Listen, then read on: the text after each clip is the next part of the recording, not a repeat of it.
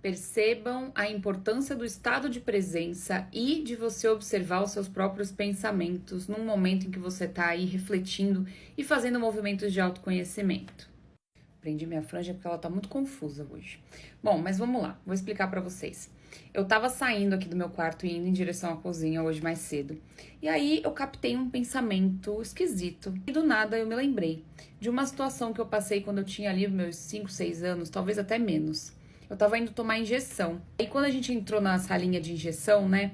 A enfermeira falou assim: "Mãe, você quer pegar ela no colo, né, para cuidar dela, né? Porque tem criança que fica com medo, aí a mãe segura, tal". E minha mãe falou assim: "Não, não precisa, ela já é uma mocinha, ela toma injeção sozinha, ela não chora, ela é muito tranquila, ela já é uma mocinha". E aí eu lembro que eu olhei assim pra ela e pensei, eu falei: "Mas eu tô com medo.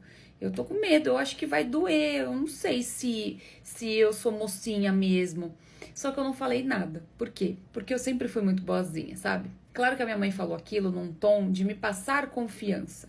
Só que eu, uma criança, né, com ali sua pouca idade, eu entendi aquilo como uma invalidação aos meus sentimentos. Depois de anos, eu consigo perceber o quanto essas invalidações me formaram, né? Formaram a pessoa que eu sou. Hoje em dia, uma das grandes dificuldades que eu tinha era de fato me validar.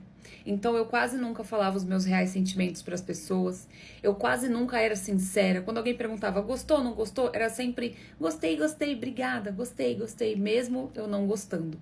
Ou, a Jéssica não liga, ela suporta tudo, ela é uma rocha, ela é uma fortaleza. Eu sempre ouvia isso, sendo que por dentro eu estava quase sempre derrotada. E como eu comentei com vocês, essa semana eu fiz uma constelação familiar. E a minha terapeuta, ela falou pra mim: "Jéssica, perceba aí nos próximos dias, né, alguns pensamentos, algumas lembranças, principalmente ali numa faixa etária específica, que é justamente a que aconteceu esse episódio, na verdade. Você fica num estado de presença. Esse estado de presença é quando um pensamento estranho, meio intrusivo, ele chega perto de você e você fala: opa, você não é normal, vem aqui que eu vou te pegar e vou te caçar, vou ver exatamente o que tá me trazendo esses pensamentos". Quando eu identifiquei esse pensamento, eu tava fazendo algo mecânico, eu não tava nem pensando em pensar, eu tava só indo viver a vida. E aí quando eu identifiquei, eu peguei, eu falei: opa, isso aqui não é normal. Aí eu logo perguntei pra minha mente, eu falei: do que se trata isso? Por que tá vindo esse pensamento? E aí a minha consciência me respondeu: é porque você nunca teve o direito de ser fraca, você nunca pôde se mostrar vulnerável, porque as pessoas esperavam muita maturidade sua. Pois eu fui, né, pensando, e sempre foi assim, gente. Na minha vida, eu nunca pude ser aquela criança. Pode chorar, não tem problema. Era sempre num sentido de não precisa chorar. E não chora, pode pôr pra fora. Vocês não fazem ideia da dificuldade que eu tenho de demonstrar qualquer sentimento para algumas pessoas, para todas as pessoas, né? Hoje em dia, depois de muita elaboração emocional, depois de muito trabalho que eu tenho, eu consigo me expor vulnerável. Mas isso quase nunca acontecia. Falar exatamente dos meus sentimentos, imagina, nunca. Eu era uma ótima ouvinte. Eu sabia ali, as pessoas encontravam em mim um ótimo ombro amigo. Mas quando eu precisava, eu sempre me recolhia. Por quê? Porque eu não podia ser fraca na frente de ninguém.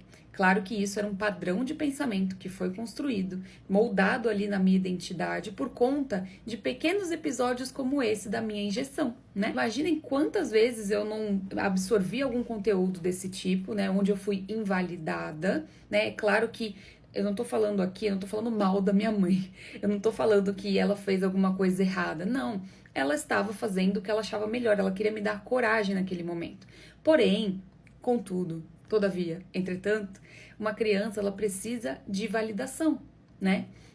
Então eu fui sendo criada ali na base do você é corajosa, você não precisa passar por isso, você não precisa chorar, né? E aí isso foi acontecendo com a minha vida e eu fui me moldando dessa forma. Quando a gente passa pelo autoconhecimento, quando a gente começa a entrar nisso, a gente precisa entender o quão é importante o estado de presença, que é esse captar de pensamentos aí que são sinais do seu subconsciente, são memórias que ele está fazendo você reviver para que você trabalhe em cima delas. Quando eu fazia Ho'oponopono, era muito assim.